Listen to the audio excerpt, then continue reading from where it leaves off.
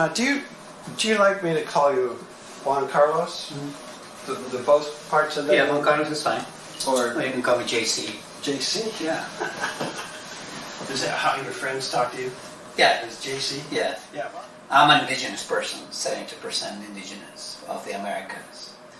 But disparities in economics, lack of opportunities, hunger, disparity in my neighborhood, my family, led me to leave home when I was 7 years old. So then I'm sure I wasn't the best kid. My mom had 10 kids. You were the middle? I'm right in the middle. Yeah. Smack in the middle. And so she said, yeah, I don't want you around anymore. And so I was in my underwear. So I was like, kicked the street. And I remember I liked this girl. And I was 7 years old. And I was so embarrassed because she saw me in my underwear. And I just ran and ran. Ended up down close to the heart of Mexico City and slept on the streets and things like that. Then I would come back. I would save enough money, come back home, and help my mom and support her. Eventually, I got myself a shoe shine box, and I'll just go down the street and do that. I remember one time I had enough money, like I made some really good money, and I dug a hole in the ground, and I saved some of the money, and I went to school. And when I came back, I just took up money. I told my mom I was working all day. She said, okay. So I did that a few times because I wanted to go to school also, right? I went to school on and off. I would get kicked out of the house on and off too. Unfortunately or unfortunately, I had to mature very quickly. Yeah. I had to leave whatever was left from my childhood behind.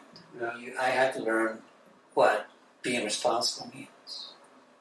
Even migrating to the States with no language, no abilities, no documents, and find a way to still send some money home.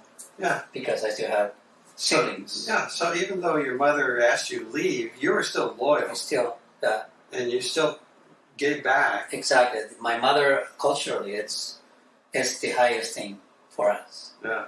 And so eventually my mom said, I made a mistake, I shouldn't have. And so I go, she had to do what she had to do. Yeah. And because of my journey, as I was kind of improving and getting better opportunities, they were also coming along with me. So because of my efforts and the efforts of my brothers and sisters, we were able to get my mother into a nice house now. But at that point, there was not a lot of opportunities.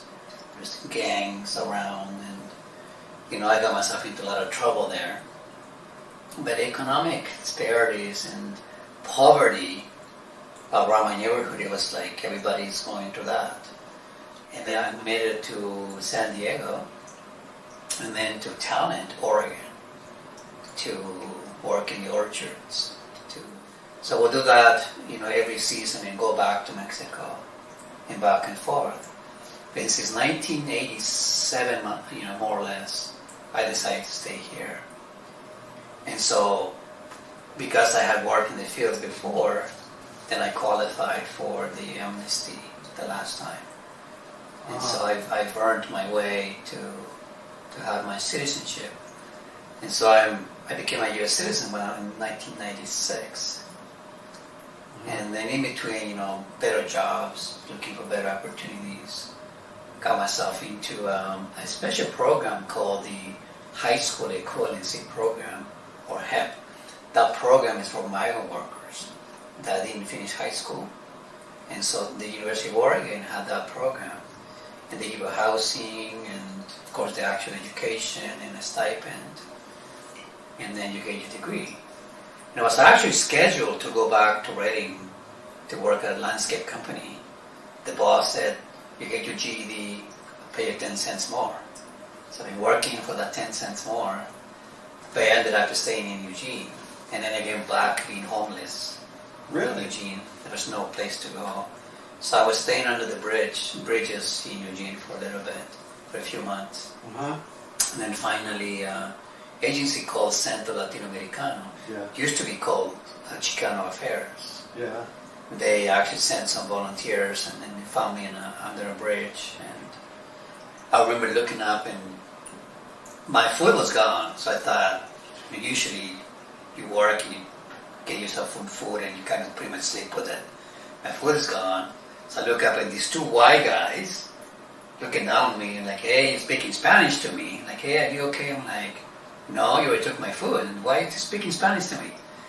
And they're explaining to me, well, we volunteer in a centro, and if you want us, we can take you there, and we can give you a place to stay. I'm like, I don't know.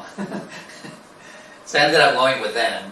They found me a place, and Centro Latino eventually helped me interview for a job at Pizza Hut. And then part of being, in the shelter, it was either you go to work or you go to school. So I was doing both. So it was a good place to be. There was a whole bunch of lost souls like me. It was like 6 guys to a room, bunk beds. Wow. Some of them were vets. Some of them were not in good shape. Maybe disabled, or maybe have some mental disabilities too. But it was a good place. It was a place. And eventually I was working at 3 jobs: the Hilton, City of Eugene, and LCC. Because I used to help them send money home. Ah. I'm one of 10 kids. My mama had 10 kids. Oh. And I'm smack in the middle.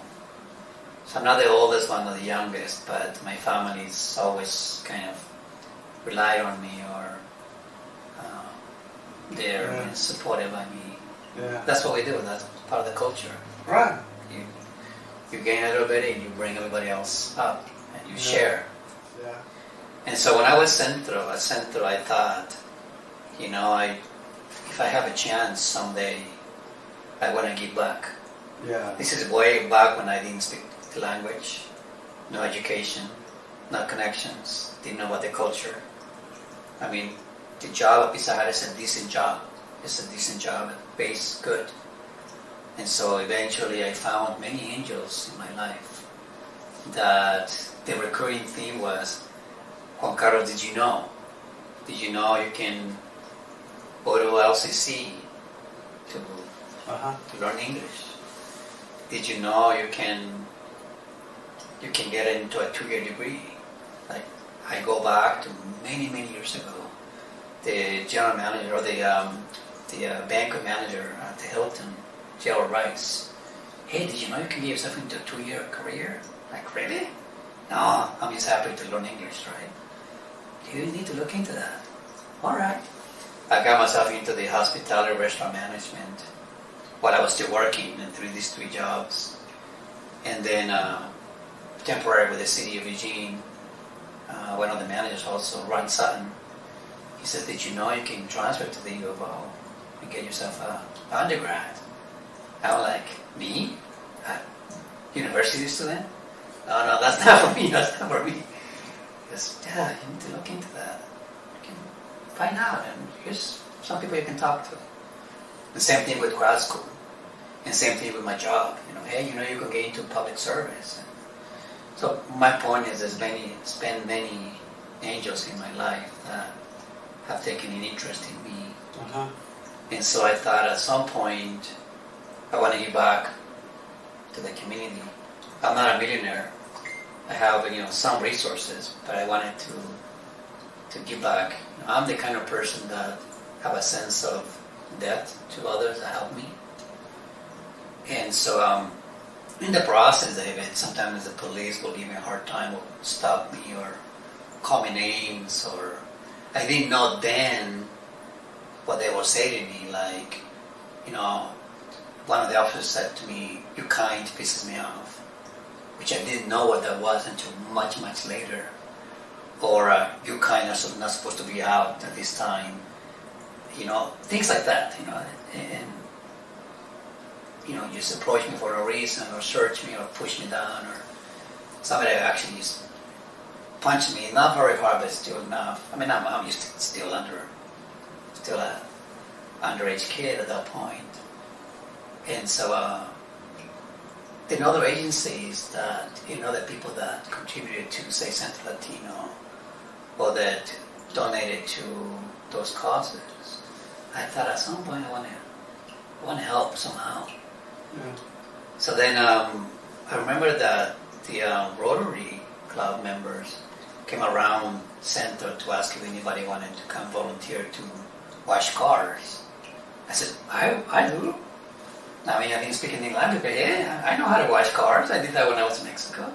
I did shoe shining. I can do all that stuff. And so I thought, wow, these people, this is what they do. That's what I want to do. Because they were collecting money for some cause. I don't even know what the cause was.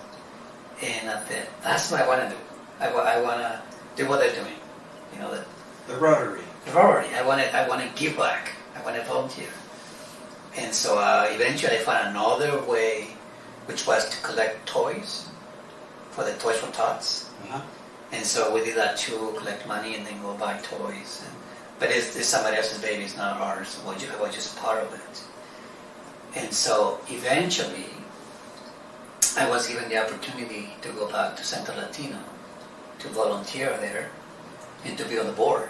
Wow. And so I thought, yeah, I want to do this. So eventually I was trusted to become the president of the board. And the agency was supposed to close March of 2010. And I thought, no way.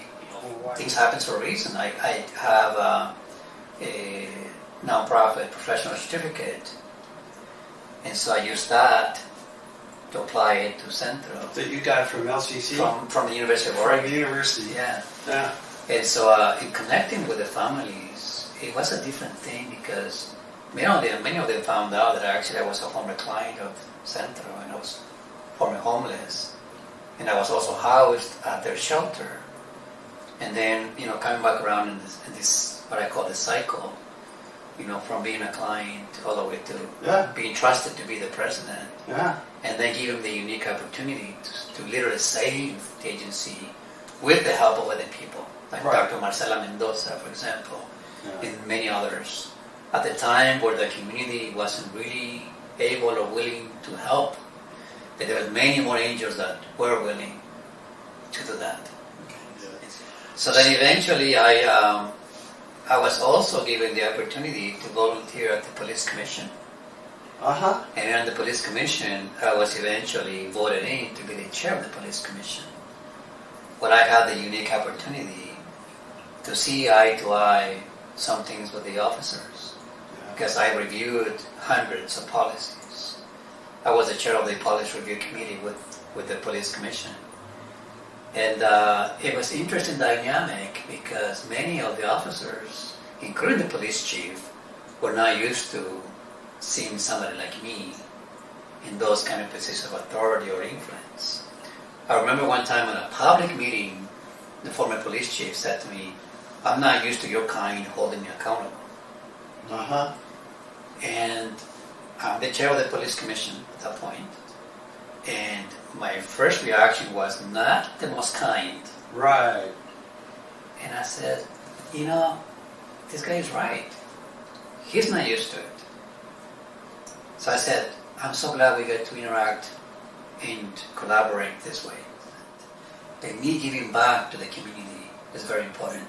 I eventually became a member of Rotary myself. We started a new charter, Mackenzie After 5 in Springfield.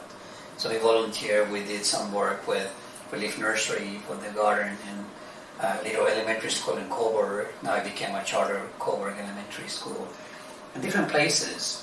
And currently with Relief Nursery. Now I'm on the board of Relief Nursery. And so giving back not only my time, but also a little bit of resources and bring along my daughter, I think it creates more of an opportunity for me to give back.